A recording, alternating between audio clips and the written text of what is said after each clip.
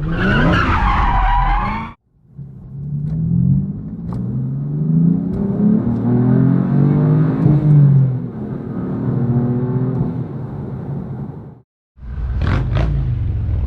Beetle. Well, hey y'all, welcome back to Doug's Cars. It's Saturday afternoon at the Kissimmee Mecum auction here outside Orlando, Florida.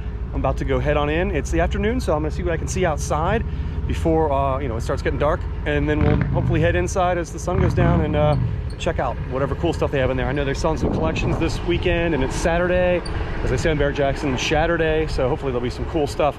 Stay tuned. We're starting off with some prime American muscle here. Grand National, Chevelle SS, C7 Corvette. Oh, this beautiful like pink GTO. Oh, Catalina with my favorite 8-lug wheels. I love the 8-lug wheels. This is actually the brake drum, and the outer part of the wheel bolts on, and they offered it in the mid-60s, of course, when they were still doing drum brakes. Really cool. Yeah, there's a lot of interesting stuff here. Hey, there's a is that a Maserati? Was it a Maroc? Is that what that was? Rear engined? Yeah, Maroc. Yeah, I believe it's how it's actually pronounced. Didn't they have like a Peugeot V6 or something? Jeremy Clarkson used one of these in one of their cheap challenges, cheap Italian car challenges. It of course exploded, and I believe he blew up all over. Wow. 3.0 CS 73 BMW with Alpina, later Alpina center caps on style 5. Are those style 5s? No, something like that. I don't even know where to begin. Of course, you got the tents over there. That's probably the staging lanes for the auction itself.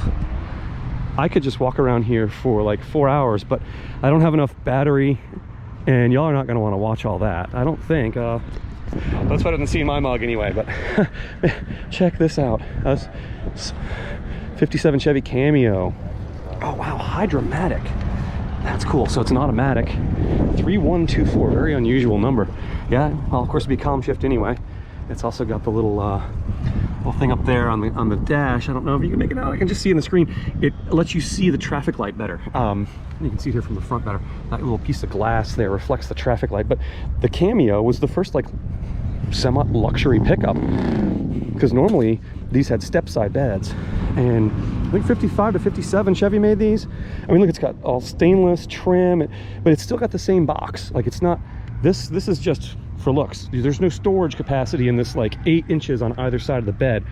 And I cannot recall if, I think these are fiberglass. Fairly certain these are fiberglass. They're not from like the station wagon or anything like that. Wow, an 80s, yellow 80s IROC with T-tops. Oh, there's a Land Rover over there. I'll have to go check that out too. I think I'm wearing my Land Rover shirt today. Yeah, these are all sold. Okay. Man, those were the best. Those 5-spokes were awesome. Automatic. IROC Z. Yeah, very cool. Man, those were fun when I was a little kid. Okay, what is that? A convertible Chrysler 300C 4-door convertible? Because it sure looks like it. Yes, it is a convertible Chrysler 300C. Wow. Yeah, because that's got all the, you can see all the contraptions. It's not just a fake convertible top. That's definitely not from the factory. That's crazy. I'm just gonna leave this thing rolling, because why not? Because right over here is a ridiculous it says Porsche 917 on it, but I don't think it is. I'm gonna look at that in a second when these folks walk past. Here's first gen Discovery with a snorkel, of course, because that's what it does. Oh, it's a stick shift. Yes, very cool. Has this one sold already? Yep, this one's sold. 1990. Oh, 2.5 liter 5-speed. So, oh, wait a second. And it's a 2-door.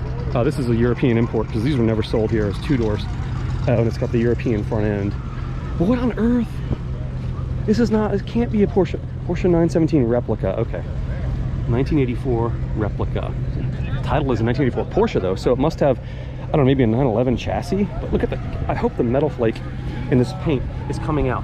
I mean, it is glorious and ridiculous all at the same time. Personally, of course, you know, the 2-door Land Rover Discovery manual with some kind of engine. I knew the steering wheel was weird. We never got those, because these always came with airbags in the US. They weren't sold here in 1990. You only got a Range Rover in 1990. What on earth is this? This is ridiculous. Oh my gosh.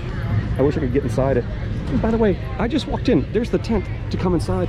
We have so much more content to see here. It's going to be insane. Wow. Oldsmobile also with hydromatic, but it's a woody. And some of this is actual real wood. That's a decal, of course. I would say this is probably like, oh wow, country club.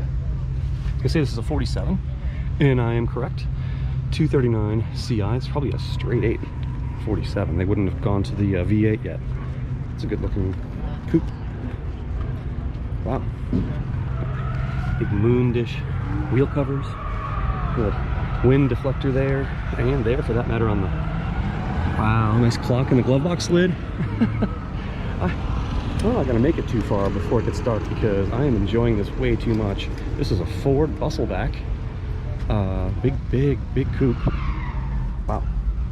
Good color, I like it. 42, super deluxe sedan. Well, see, to me, that's not a sedan because it's a 2-door. It would be a coupe. Sedans are supposed to have 4 doors, but then again, they make coupes out of 4 doors nowadays too, and that's wrong. And Mercedes and BMW, I'm looking at you and you're both wrong. They're not coupes. They have 4 doors. I'm sorry. 4 doors. That's how the Germans would do it. This is apparently a 1961 Rolls Phantom. I think the headlights are a little wonky on it. That one seems to be, but they're gigantic. But they say Rolls-Royce on them, which is something you didn't see till more recently. I mean, with the car manufacturers' names on them, but it's even got the irons on the side, like it was an old Phaeton drop top. Wow, this thing is, and this is a big car. This is a big car for an American. I mean, it's a limo, obviously. It's got jump seats in there. Yeah, it's got little jump seats down there. Interesting that it's leather in the back and not West of England cloth. Somewhere AJ Cowlings is looking for his white Bronco. Yeah, this is a 93 XLT, totally white. I had a white and gray one. This is absolutely white. This, yeah. Was OJ in this specific one on that low speed chase? I don't know, but there's a very good chance that he is. And right here is a Cavalli Mangusta. I mean, you never see these, although I've seen one in the last couple of months, but they were Mustang interior and engine, and yeah, just very rare. Oh my gosh, and there's so much cool Radwood stuff here. There's a Corvan over there. Oh, we gotta go see the Corvan. Gotta go see the Corvan. That's always worth seeing. I haven't even gotten under the tents yet, y'all. This is just amazing. it's like Christmas. Greenbrier. Okay, but this is actually based on the Corvair chassis. You can see the air intakes are back here. The engine would be underneath that flat floor, that pancake 6-cylinder. Mall Chevrolet, Cherry Hill, New Jersey. Huh. Well, this held up pretty well considering it was from the Northeast. Good looking van. All right, y'all, I'm walking inside. Let's see what fun stuff we see right off the bat. We've got like a 77 or 78 Trans Am. They got the sound playing from the actual auction. 78, yep. And we sell it 77 or 78 because the later ones have a divider between the headlights like that. Of course, this is actually on TV. You can watch this, but this is my perspective, and I hope y'all like my perspective. Oh, nice Eddie Bauer 4x4 long bed. I really wanted one of these when they were new, and I would still absolutely take it. Hey, here's another Trans Am. Let's see if it's got that divider in front so you can get a good idea of what I was talking about. And it does. So yeah, so this is like a 79 or 80 because it's got this plastic divider here between the headlamps, which I personally don't care for. It's a 79. I prefer the 77, 78 models to that. Oh man, here's some good Radwood right here. Cutlass Supreme. It's got the little tiny headlights. I wonder what, I don't even know where you could find those nowadays. If you probably, I'm sure Amazon has them, but and just right next to it, a fuel injected 57 Corvette. So this is the first year of fuel injection for the Corvette, or for Chevy in general, and it's a completely mechanical system made by Rochester. A lot of people removed it because no one knew how to tune it properly, and they would just throw on a carburetor. But this is so much cooler, and they didn't make too many of them. And you can get it in a sedan. I know, just watching the auction myself the other night, they had on a Chevy 150. It was the base model, not a Bel Air, not a 210, the base model, dog dish hubcaps, no options but fuel injection. 348 manual, gated manual shifter. Man, everything is really dusty here. I mean, I know they have services to do a lot of detailing and all, but everything's dusty. It's a cool Bronco. The bottom's like, well, actually, no, the rocker panels are glossy, and the middle is, I wonder if they were doing that to, so you go off road with it, but the bottom's is nice and shiny, so I guess not. 1979. Yeah. Edelbrock aluminum intake manifold. There's a Wagoneer over here. Boy, am I glad I came. Y'all check this out. It is a GMC Jimmy, which is basically a Chevy Blazer, a K5, but it has the Casa Grande option, which is this pop-top drop-in camper. This thing is gorgeous. Oh man, it's got the fake wood on the dash. It's a four-wheel drive, of course, column shift automatic. It's a 77. It's a high Sierra. It's a top-of-the-line model. Got the rally wheels, but it is absolutely gorgeous in this gold and white two-tone that they did. And then you've got the 1970s graphics there, just fantastic. I'm gonna take a look in the back here real quick. How'd they have this open, man? You got your fridge. You've got your cooktop and sink. And it's a pop top, so you could probably stand up in it. I don't know if I could, and I'm not going to try because, yeah, that would be bad. And it's just casually parked next to a 440 Cuda. It looks like it's topped out. You can see the dash a little bit better here. Fairly loaded. AC, doesn't have the tack, doesn't have power windows, but it's pretty loaded for 77. Very, very cool. Air goes in there. It says so on the top. Air. Is a 1969 AMC Scrambler 390. Obviously you can see it's a American Motors car because of the paint scheme. It's got these cool bullet mirrors. It's got a blue racing stripe down the top and blue wheels. And where are you going to see another one of these? Look at the headrests. Oh, red, white, and blue. And it's a hearse. You're not going to see another one of these ever. You're just not. You may look at this car and think, oh, it's a Mitsubishi Starion, but no, this is actually a Chrysler Conquest. They were sold here as that brand as well. Oh, sorry, Dodge. Imported for Dodge. It's the same car, same wheels, everything. It even has the coolest door handle ever, turbo. And the interiors in these are really cool. It's hard to tell through the glass, unfortunately. Who doesn't love a giant wing that is ridiculously big and gold wheels? Now, I said in 1957, Chevy had fuel injection. Well, this is a 58 Pontiac Bonneville. Look at all the stainless and the different color green on this. Greens, which carries through the interior. This is obviously a very highly optioned car with fuel injection, but the interior is just glorious. You look in there, it's got a removable transistor radio. It's got power windows. I mean, this is just power antenna. Trying to see what else it has. But yeah, 1958 fuel injected Pontiac Bonneville. You see it's the jet age.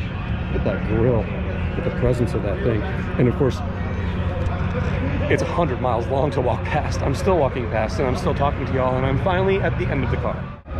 Black Stinger hood. That means this is a late 60s Corvette, and you would be correct. And this one is unrestored. You can see there's a little bit of checking in the paint here. 1967 427 Corvette. I mean, it's a 4-speed. It has an ancient Pennsylvania inspection sticker, and it is really cool. I mean, it's got some. I mean, what? Oh, it's missing the dealer. There's holes there for where the dealer thing would have been, but you can see the original Corvette logo there. You should never restore that. It's only that thing is glorious. Wipe it with a diaper and keep it, you know, maintained. I can't even imagine how much this must have gone for, because it is really cool in its original condition, especially with a big block under the hood. I'm about to hop in one of these Dodges Hellcats for a thrill ride that goes around this track here, and I'm on deck. I'm next. Red Eye. Actually, my first time in Red Eye, so yeah, this will be fun.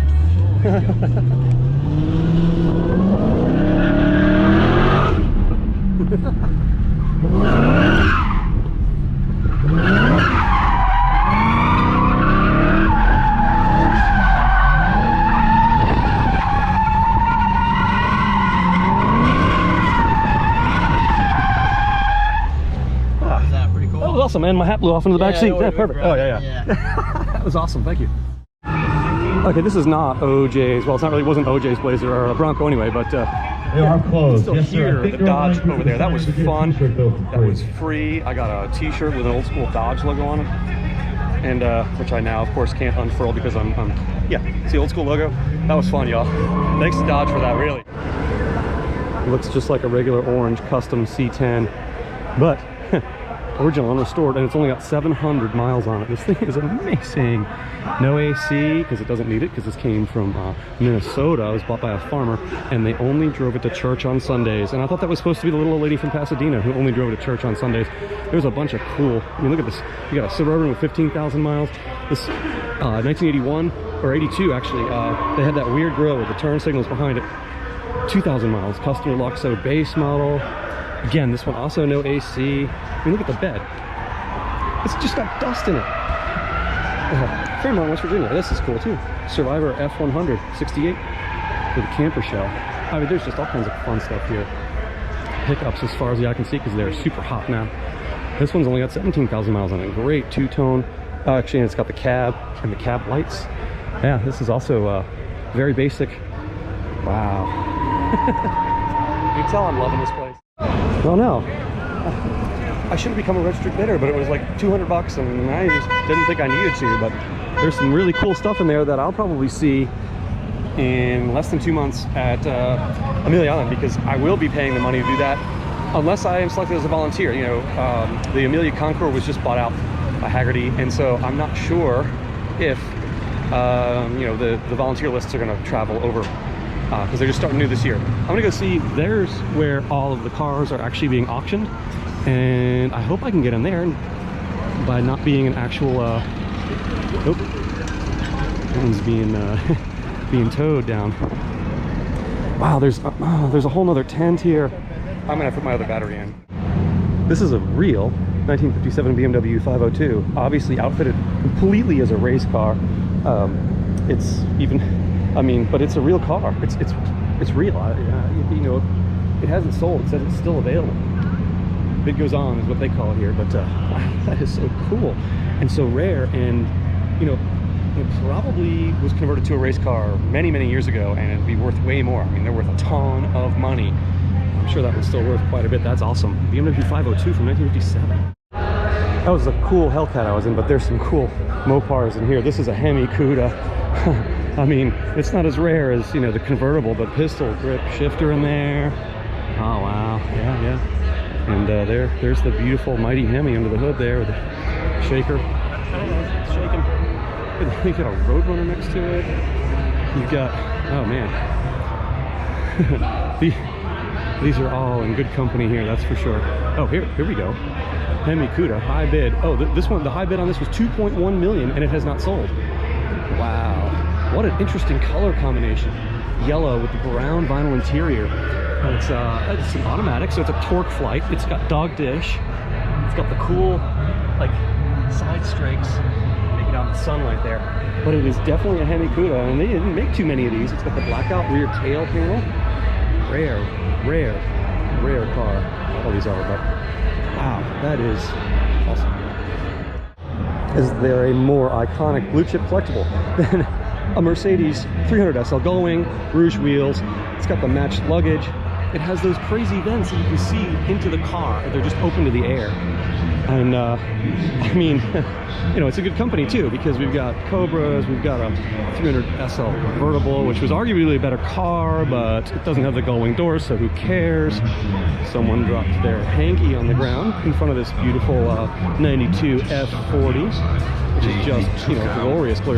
And, hey, look, it's talking about this right here, which is just a Hirohata, a Mercury custom that's like been the flagship of the show. This has been on all of the paperwork, and I mean, it's just a glorious car. You've got the Cadillac sombrero wheel covers, which they put on every custom back in the day, and it's chopped and channeled and all those, and lead sled, all those terms they used. Wow, that is very cool. All the Corvettes.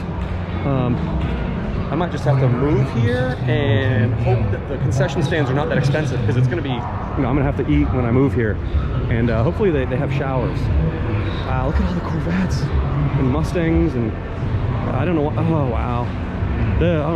It's another fuel injected one. This looks like it's like a 57 probably, which would have been the first year for fuel injection. And it's race prepped, it looks like. It has a dog dish hub. Yeah, it's definitely, it's a 57 for sure. It's got the single headlights. And 19, so the high bid is 400,000, is not sold. And see, it's got the T3 headlights. Those are proper and correct for this year. I'm gonna go out on a limb and say this is the first Pagani Huayra I've ever seen. You can see the weave of the carbon fiber is spectacular. I mean, I know that's what they do, but and the gold, wow, the wheels just set this off so nicely, and with the wings in the back and the Pagani quad exhaust. That is one awesome machine, and I believe because it's in here, it has not sold, or has it not come up for sale yet? It's not come up for sale yet. Suggested 1.8 to 2 million, and I think they're probably gonna get that for this Pagani Huayra. Wow. All right, let's go on in. I was in one of these in Chattanooga back in October. It just happened to be part of the event there, so you can check that video out too. That was fun, but I'm heading in, see if they let me in without a bidder pass. All right, well, it's registered bidders on this, I thought.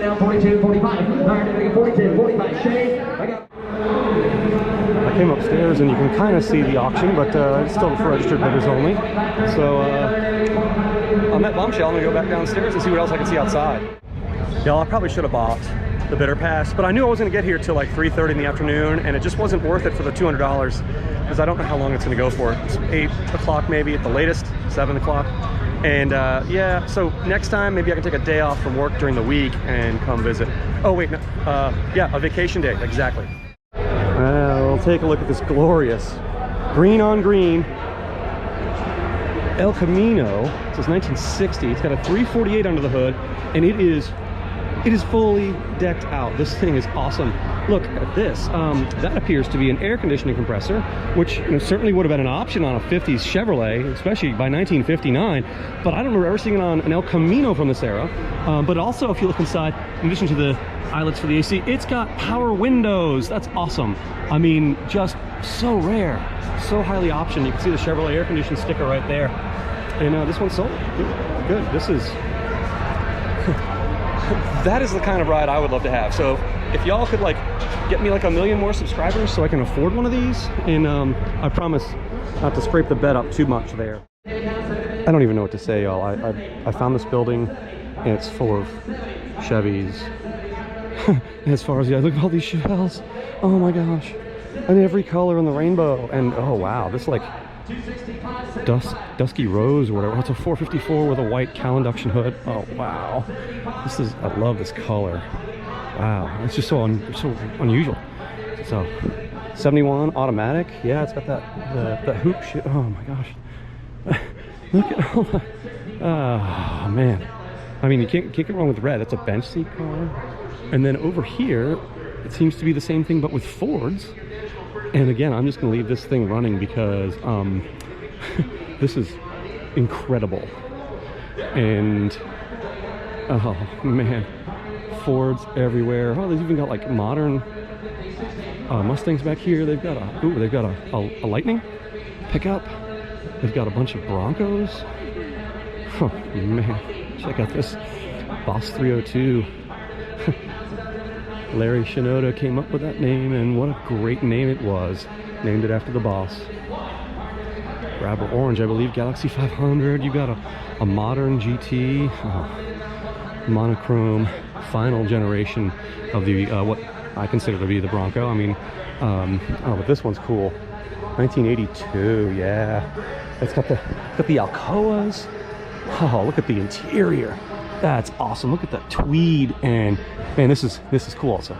Oh, so it's a column shift automatic, but that's the floor shift for the 4-wheel drive system. I always liked as a kid the little red thing in the middle of the tires, and then of course the iconic Ford Bronco spare tire cover that hard to come by and worth some money. Man, it's just brown in there. Oh, something. One of those Chevelles just fired up over there. And, I mean, there's just Mustangs as far as the eye can see everywhere. And this Lightning F-150, now they're coming out with that name again, of course, but this is an option package, and it was their high output. You got seats from a Mustang in here. Of course, they only ever sold these in 2-wheel drive for some reason. You got these fancy, like the 16-inch wheels, and just completely like dechromed. It's just made to be their hot rod.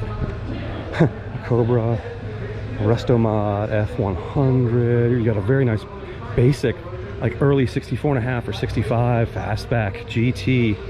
Look at that. A white interior. That's just really cool. 289. Huh. That's not a GT. It doesn't have driving lights. Pardon my French there. Oh man, more bosses.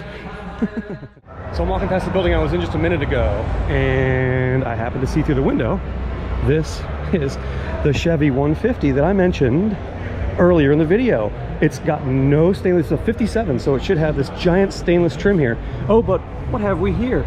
Fuel injection, dog dish hubcaps, base interior. I mean it's crazy because it's 1957. No radio. But this is the one I was mentioning I had seen actually cross the block. And this trim would extend further on the 210 and the Bel Air especially. But this has the hood up, so I can show y'all the Rochester fuel injection system that's underneath the hood on this 283 Chevrolet. You can see it's a mechanical box. There's no electronics, of course. And it was very temperamental. You know, little tiny screws there and diaphragms that you had to open up and clean out. And people just didn't know how to do it. And so they converted them to, you know, carburetors. So people knew carburetors. And yeah, anyway, this one sold, I'm not seeing a price, but it said 75 to 100. I don't recall what it's sold for.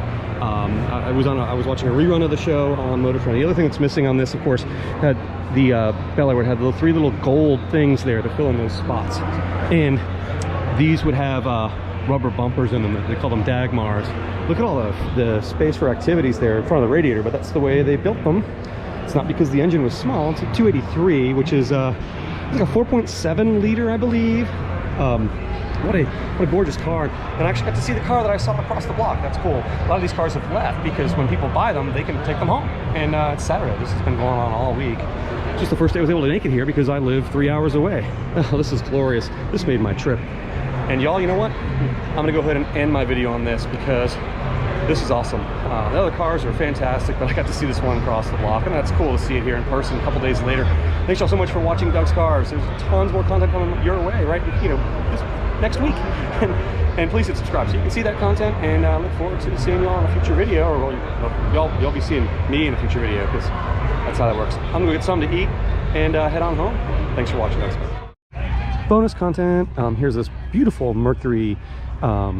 Yeah, but then, oh man, that sucks. I wonder if that shattered. It wasn't even that cold last night. Anyway, I think this is a Park Lane, which is the same one that they drove in the original. Well, it says S55, and it also says 428 up here. But I think it's one they drove in, he had the sedan version of in Hawaii 5.0, the original Hawaii 5.0, 8-track, automatic, power windows, power locks. I assume also power top, and factory air. This is a cool car, and it's even cooler now because it's got flow-through ventilation. I feel bad for whoever's trying to sell that car or whoever bought it.